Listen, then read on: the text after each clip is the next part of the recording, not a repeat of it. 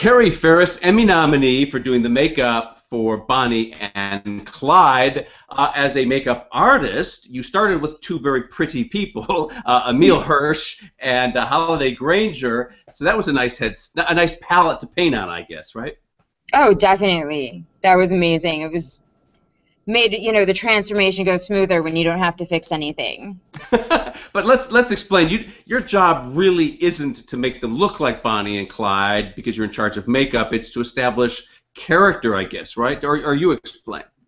Well, yeah, we have to. This was a period piece, and it was about, real, actual people. So we had to not necessarily turn them into them, but make them feel like they were those characters and to accurately represent what was going on during the time period that it was filming, and what was kind of happening in the way they looked, in the way that they were like traveling around the country, and spent a lot of time in cars. And so just trying to figure out what those little details were. I'm sure Bonnie got bored a lot in the car. There's only so much you can do.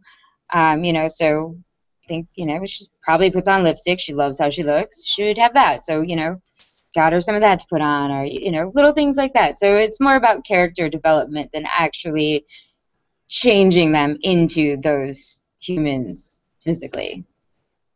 The most garish scene, of course, in this whole movie involves makeup, which is once they're shot, and then they're in the car, and then they're wheeled back to town. And they're both in the seat hunched over, and everyone's gathered around the windows and stuff. Now that's your job, right, to do all that, to do the blood and stuff. Yeah. What goes into all of that? Because that has to be a challenge, right?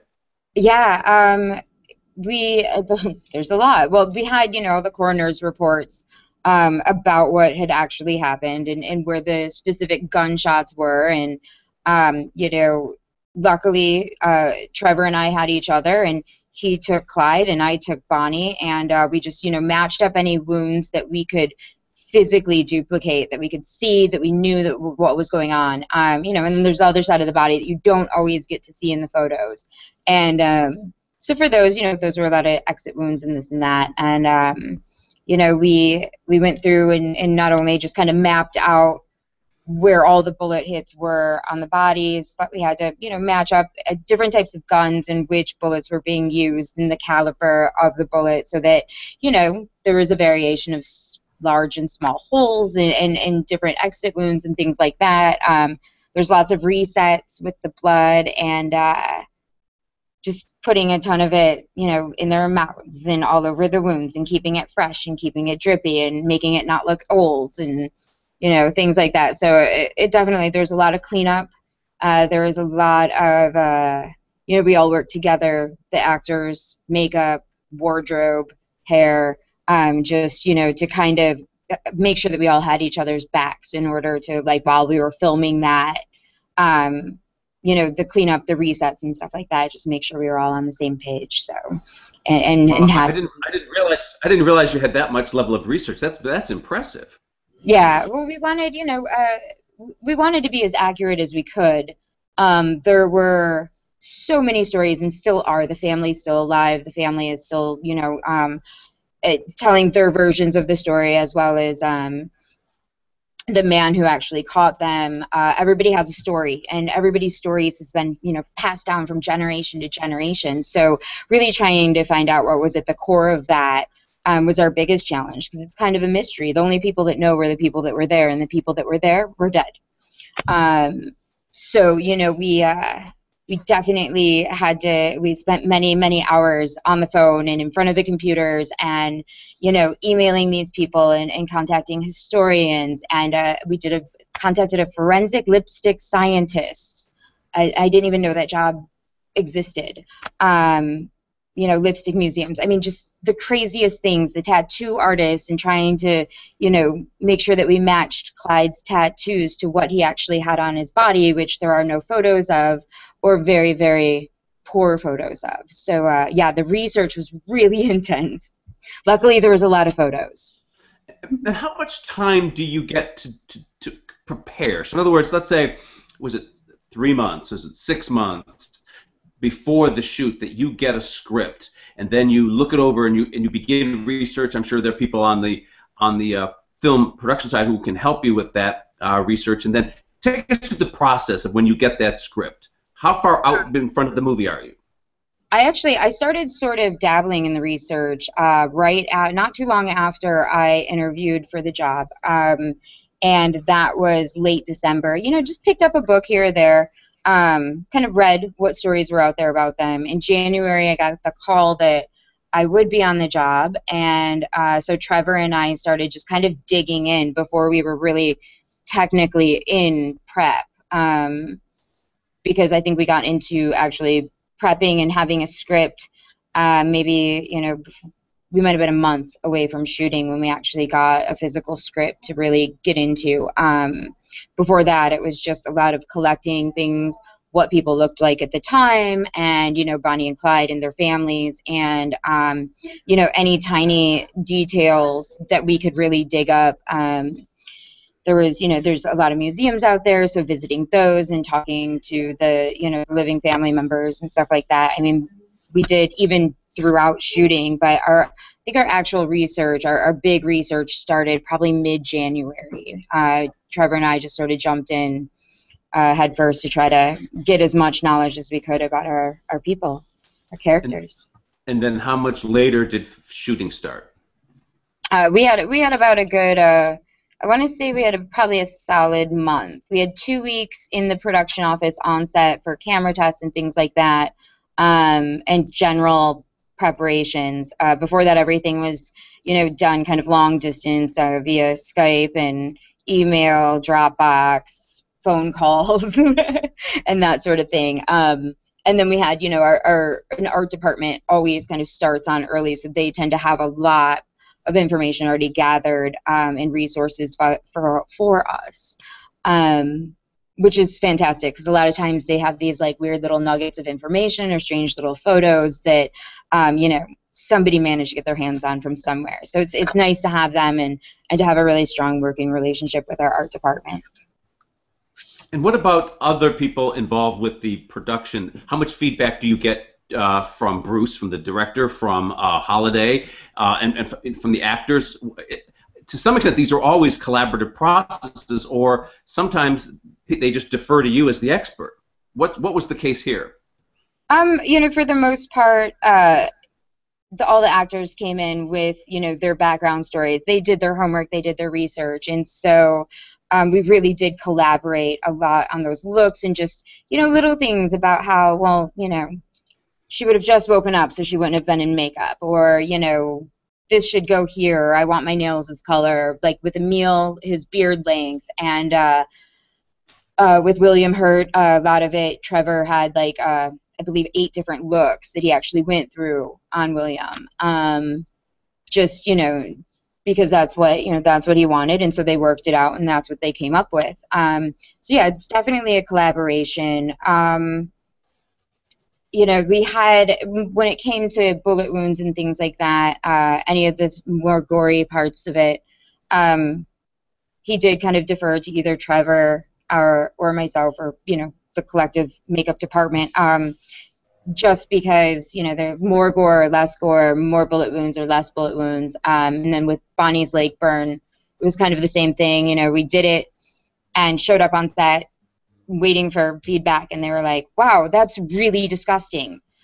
How do you know how to do that? And I'm like, just, you know, it's there. You know, it happens to real people all the time. So you look at it, you practice it, and then you put it on someone. But yeah, we had tons of feedback. I really loved that it was such a collective art project for everyone. We worked heavily with, you know, props when it came to makeup stuff, and again, art department, hair, wardrobe girls were fantastic. And so, you know, you have to, in order to really come together and make a, you know, period piece that makes sense.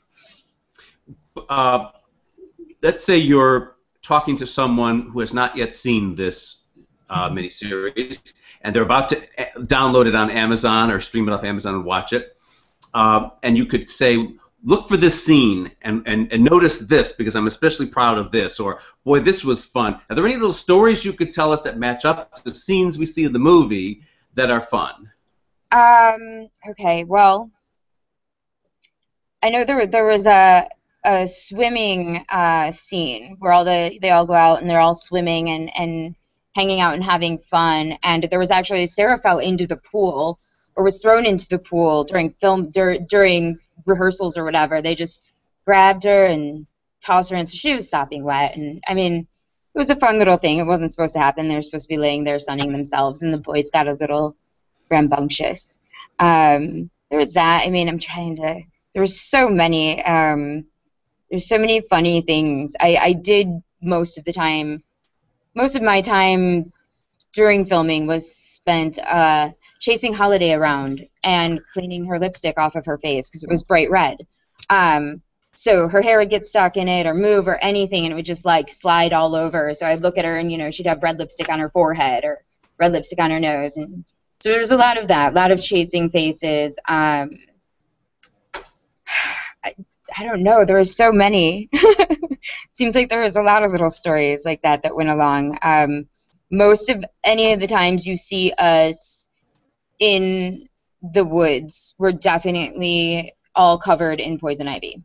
Rolling in it, crawling through it, falling in it. The actors, I mean, I would just sit there and cross my fingers every day and hope that one of them didn't end up with poison ivy all over themselves and have to try to figure out how to not make it look like that poison ivy. Our cars broke down sometimes every now and then. We did do like a 2-hour drive. I believe it was when Bonnie and Clyde were fighting in the car, and we drove out to this location, got all the way out there, and our Bonnie and Clyde car didn't start, so we hung out for a little bit there. What else did we have? Oh, I know that there was the death scene. Oh, I can't remember. I know there was another car sequence that was really kind of funny that happened. There's always something. Oh, when they get in the car crash and she catches on fire and burns her leg. I was actually running to go get my camera to take some photos of the aftermath, and I found myself in quicksand up to my thighs. So yeah, had some people help me yank me out of the quicksand, and it's something I never thought as a makeup artist I would ever encounter, but I have, so I can check it off the list. And yeah, it's right there during that scene when Clyde flies through the windshield. Wow. Okay, last question, and it's a tricky one, I warn you. And it's this about Bonnie and Clyde themselves. After you've spent this much time in their world, and do you have an opinion of them overall? In other words, you know, we're all, after watching this thing, left to form our own opinion. Are these romantic heroes? Are these really villains? Are these good people, bad people? What is your view of the real Bonnie and Clyde? I don't think that they started out as bad people. I think they started out and kind of saw how other people were, stealing money or whatever, and they decided to do it. And that is not a good thing. However, I don't think their intentions behind it were necessarily bad. I mean, they wanted their families to survive. They wanted to help the people around them, and then it just kind of escalated to this kind of iconic status, and the killing and the things like that. And I think they just got in over their heads, and yeah, it was time to come to an end. They needed to be stopped, because once it sort of shifted into the killing, I think that's when it sort of, that's when they went bad. They may have been towing the line before that, but that's when they really just crossed it. Well, they got what was coming to them. and you depicted it very well. They killed a lot of people, and again, it depends on who you talk to find out who actually ever held a gun or shot a gun. It's crazy. Wow. Well, knock them out at the Emmys. Karri, good luck to you. Thanks for chatting with us. Thank you so much. Bye. Bye-bye.